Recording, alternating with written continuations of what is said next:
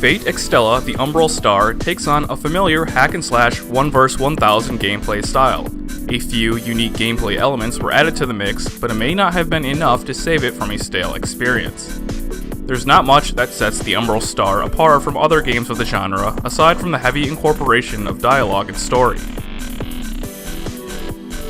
The core gameplay is set on battlefields that are made up of keeps.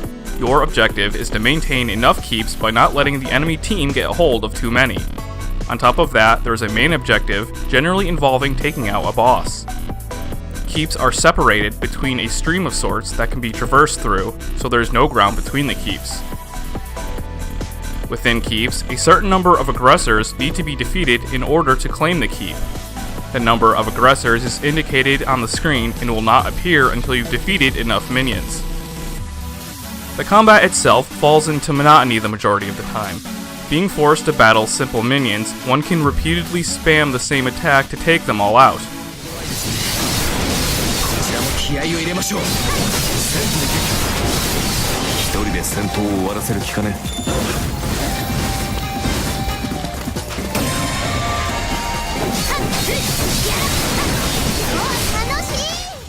The aggressors don't put up much of a fight either. You may need to block occasionally, but you're essentially just spamming attacks. Before you think turning up the difficulty will provide a more robust challenge, the overall tedious battle mechanics do not change. It basically serves to give the enemies more HP and attack power, meaning you're just going to be attacking for even longer. More enemy types are introduced on higher difficulties, like archers that can stop you in the middle of your combo. They are a minor annoyance at worst though. The bosses do put up more of a fair fight at least. Repeating basic attacks against a boss can spell your own defeat, so a bit of reading is necessary. Despite the overly simplistic nature that the gameplay can fall into, it appears quite a bit of thought was put into the game mechanics. There are many skills you can acquire in levels and equip before battle. Using the same type of skills will make their bonuses stronger. Bonds can be created with characters to make them stronger, and there's quite an array of items, different types of characters, lots of moves and attacks, and even crafting. There are transformations and power-ups that you can save for fighting bosses to give yourself extra power. There really is a fair amount of depth here.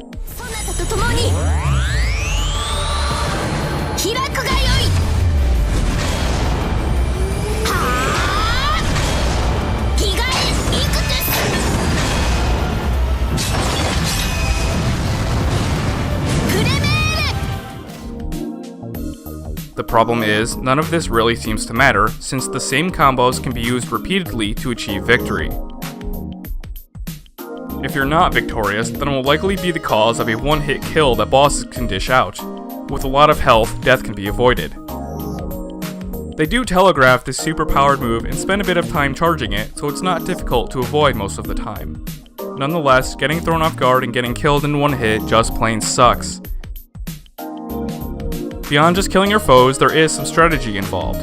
It's necessary to think about which keeps you're going to go to and when. You don't want your allies to fall in battle, nor do you want your keeps to fall.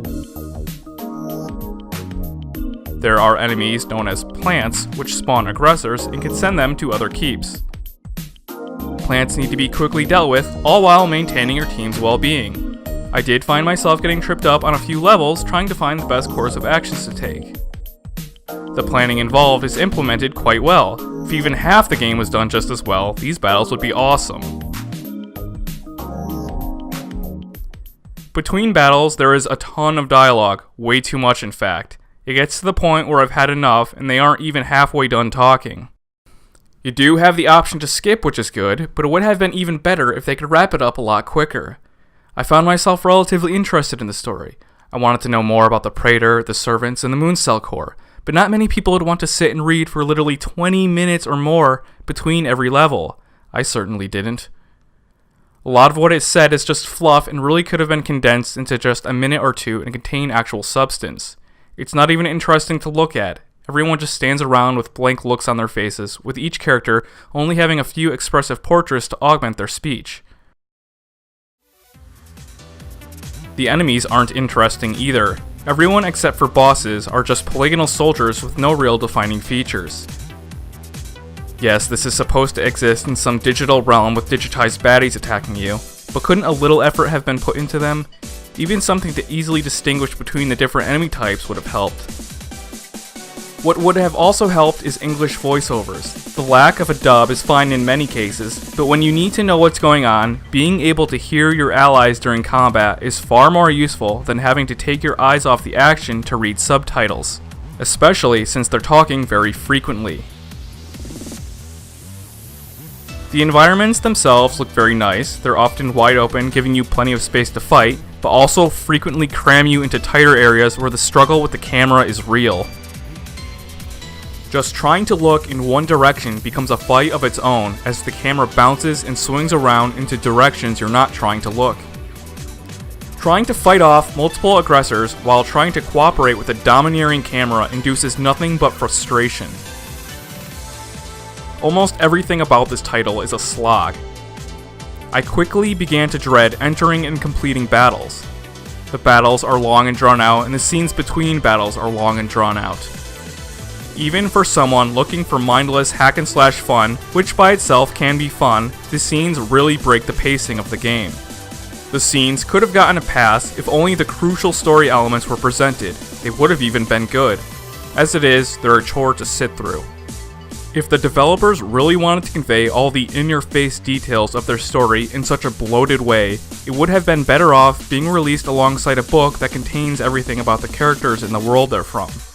There's plenty here to fill a light novel. However, I must commend them for including such a nice manual with some lore included. It's even in color. You don't see manuals included with physical copies very often these days.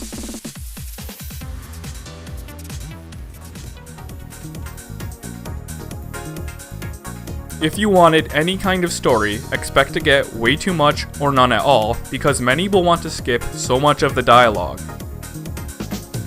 Despite getting as banal and tedious as this game does, it does an okay job at offering a mindless hack and slash experience and a good bit of planning and strategy. Just don't expect it to hold your interest for too long. Fate EXTELLA, the Umbral star, gets a 5.5 out of 10. お役に立てるといいはず。やるものです。